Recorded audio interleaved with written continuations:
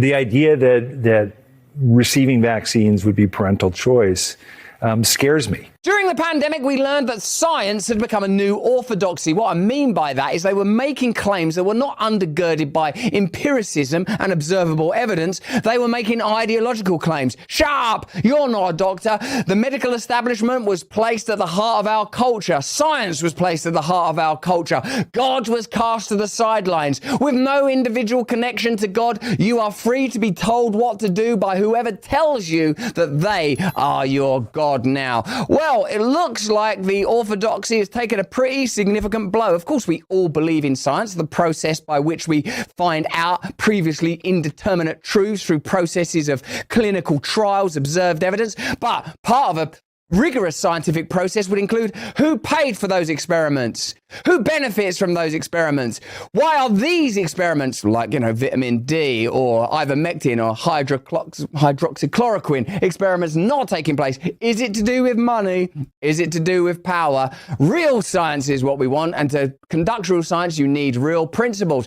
Bobby Kennedy has real principles. That's why the establishment is working so hard to destroy him before he takes office. Let's have a look, first of all, at former acting CDC Director Richard Besser saying that children's vaccines should be issued by the state, and any parents that attempt to get in the way should themselves be, I don't know, is there some sort of vaccine available that makes you sort of very tired and makes your heart weaker? They should be given that, if there is one. I'm not saying there is one. The idea that receiving vaccines would be parental choice scares me. Good that, because it's just a few words, but it's the revelation that underneath their systems of government and control are assumptions such as you are stupid. You are stupid. That's why we need the ability to censor, because you can't decide truth from fiction. You are stupid. You can't decide whether or not your children require a particular medication, so we should decide for you. You are stupid and you are not valuable, and human beings are fundamentally not valuable. There's a lot of assumptions based into that perspective right there, just in a few words. One of the things that we have in America is a contract between each other. And an important part of that in public health is vaccination. I vaccinate my children to protect them, but also to protect other people's children. Sending a child to school, you need to have that confidence that the child sitting next to them isn't going to give them measles or whooping cough because their parent decided that they didn't want to get their child vaccinated because they're hearing all of this misinformation. Well, one thing we could do is have some publicly available clinical trials to look at when it comes to the efficacy of all these vaccines. One thing we could do is look at any examples where big pharmaceutical companies have behaved deplorably. You wouldn't want to find out, for example, that Johnson & Johnson settled out of court for hundreds of millions because baby powder was causing cancer, allegedly, never proven, didn't go to court. Or you wouldn't want to find out that there was an opioid crisis that was needlessly induced because people put profits ahead of the value of human life. And if you did have access to that information, if during the pandemic you also found that Pfizer's files were going to be sealed for 75 years, that they never clinically trialed for transmission, that Moderna had extraordinary connections to government and are even now still spending money to censor and control the voices of significant online personalities, you would have to question whether or not you would trust them. So before we get to the bit where we're judging parents who are cynical and skeptical about big pharma who exist solely, I would say, to make profits, and maybe almost as an inadvertent side effect may occasionally come up with useful products. Before we get to the point of attacking parents, let's ensure that we're not institutionally corrupt. And the kind of man you need to undertake that investigation is Bobby Kennedy. So you better get on and smear that dude or assassinate him, otherwise there's some changes coming. We count on it. What if that child had an immune problem and they're in there and their parent and their children who decided not to be vaccinated? We vaccinate our kids because we care about our children, our families, and our community. Yeah, that's right. We care about our families and our community. Why is that? Is there some inherent value in people? Were people made in someone or something's likeness? Is there a reason for us to be ethical? Is there a set of values that we can rely on?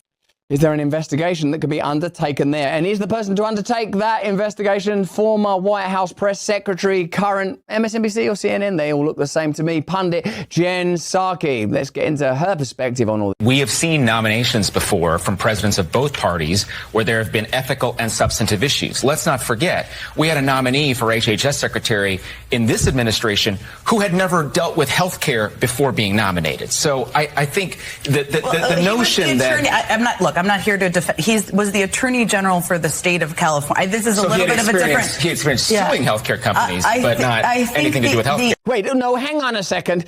As an Englishman, I reserve the right to drink in this way. Now, Robert Redfield used to work at, was it the CDC or the NIH? It was the CDC, and I met that Robert Redfield briefly. He'll come on the show, by the way. We should put him down as a guest. He'd be a good guest. He has pointed out that Bobby Kennedy's skepticism actually makes him more reliable and useful, not less. Indeed, when dealing with corruption, skepticism is a pretty good utility.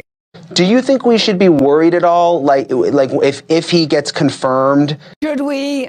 Can we worry? Can we? Should we? That he could sort of start a real no vaccine culture and put that into public policy? No, Brian, I don't think that. I mean, I'm probably one of the biggest advocates for vaccine. You mentioned that when I was CDC director, I would say that I think vaccines are the greatest gift of science to modern medicine, and I still believe that. Kennedy's not anti-vaccine. What Kennedy is about is transparency about vaccine, honest discussion about vaccines, asking for the data to show that these vaccines are safe. Because he's not anti-vaccine, he's pro-transparency.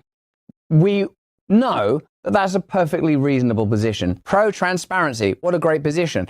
A position that could be mapped onto many government departments. Now, because the media and the sources and resources from which the media get their information know that we'd be sympathetic to that. Well, transparency, that's a good thing. Being skeptical and having conversations, that's a good thing, right? Because they know that you'd agree with that. What they have to do is amplify the charge to Kennedy and say, he's an anti-vaxxer, he's a lunatic, in the same way that they have to tell you that Trump is Hitler so that you don't vote for Trump. How did that go for them? They have to say that Kennedy is a lunatic, a kook. He strapped a whale to his head. He's got a worm that lives in his mind. He killed a bear in Central Park with the tip of his dick. Don't let him be in charge of your kid's medicine. When in fact, all he's actually done is said, should we just have an honest conversation and have access to the data? Let's be honest, most K-Cup pods are serving you mouldy, pesticide-laden rubbish. Chains like Dunkin', they're stinking the place out with their stale coffee and expecting you to say cheers. 1775 Coffee makes sure you don't have to drink a chemical soup when you want a caffeine lift. 1775 Coffee steps in to slap the mediocrity right out of the competition. Their K-Cup pods are filled with single origin, high-altitude beans, hand-picked by people who know what flavour actually is. It's coffee that will slap your brain fast awake. Faster, in fact, than a government scandal. Who doesn't need an injection of this new caffeine inflection? Kamala Biden? Get this stuff down you. You've got a choice of medium roast, dark roast and mushroom blend. Yeah, actual mushrooms like lion's mane and reishi to boost your brain power as well as giving you an immediate lift. Because let's be honest, if your coffee isn't strong enough to overthrow a small government, what's the point? This coffee is for people who don't want a participation trophy. This is coffee for winners. Go to 1775coffee.com, grab your 24-pack and tell corporate coffee to take a hike. That's go to 1775coffee.com, grab your 24-pack and tell corporate coffee to take a hike. Caffeine that will help you overthrow the powerful. Their lies are so ludicrous that in the end it's inevitable that they become exposed. And when they're exposed, they try to repo. The only criticism I have of Robert Redfield is that you should change the angle on your laptop. And they're efficacious. And the mere question of asking, what's the data for safety?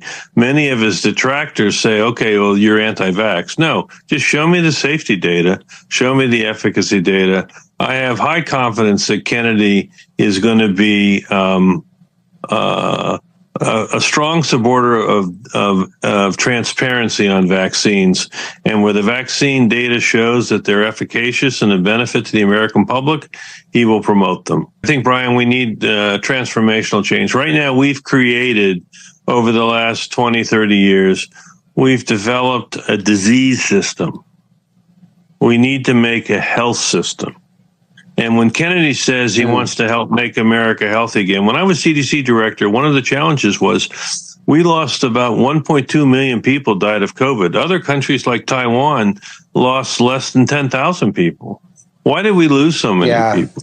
We lost so many people is because our people are unhealthy. We're a sick nation. And Kennedy... Kennedy is really committed to making us healthy again. And I do agree with you. We should all get behind him. Making a healthy America is not a partisan issue. We ought to get behind him and help him make us healthy again. If you love science so much, why stop the investigation there? America is a sick nation. Why is America a sick nation? What are the conditions that make America a sick nation? Are American people fundamentally weak when they come from such a wide variety of ethnic backgrounds? That doesn't make sense. So it's not genetic. All right. So it must be their conditions. Well, what is it? Is it the air? Is it the plants that's making America sick? No, it can't be that. That doesn't make sense, does it? Because not all Americans are sick. Right, let's have a look at it then. Is it the food that they're eating? Yeah, it's the food they're eating. Is it the medications they're taking? Yeah, it's the medications they're taking. So what is it that's creating those conditions? It can't be weak and vulnerable things, because weak and vulnerable things, by definition, don't have control of circumstances. So it must be powerful things. What could those powerful things be? Might they be corporations and institutions? Might they in particular be the relationship between big food and institutions of government? Might you find when you look at the nature of government that there are deep-seated and entrenched individuals that can't be fired even when a new administration is voted in? Might we find that there are donations and lobbying that take place that come out of the food industry that prevent it from being regulated? Might you even find that some of the regulatory bodies are themselves funded by the very corporations that they're meant to be regulating, as happens within Big Pharma by the FDA, that receive at least 50% of their funding from the Big Pharma companies that they regulate when it comes to matters of clinical trialing and patenting new medications, at least. So what we're talking about are institutional problems. Why is America sick? Because of powerful interests. What would make America healthy again? Taking on and confronting those powerful interests. How will that be possible unless you have a government that has a mandate to serve the interests of ordinary people and leaders that are willing to take on these entrenched bureaucratic classes of people and powerful globalist corporations? And hopefully in Trump and Bobby Kennedy we have that. But that's just what I think. Why don't you let me know what you think in the comments and the chat? What an exciting time this could potentially be. In which ways do you imagine that the CDC and Big Food and Big Pharma are, like the blob they are morphing and reforming in order to keep their grip upon the levers of power? There will be myriad ways in which they are trying to take control, and that is what we're going to have to be alert to. This might not be a perfect administration coming in January, but what you can see pretty clearly is that the establishment are terrified. That's why Jen Psaki is sort of panicking about whether or not former heads of the health institutions were themselves doctors. That's why you've got former heads of the CDC saying, oh, it's terrifying, the idea that parents should make choices for their children's health themselves. What an outrageous position to undertake. And from where would you get the ethical undergirding and confidence necessary to oppose those kind of gargantuan tyrants? Hey, thanks for watching. If you want to see more uncensored content where free speech can flourish, join our live stream. Click the link right here to watch the next video if you want to, or become a member of a growing movement. Download the Rumble app and you'll be informed every time we make a new piece of content. Stay free.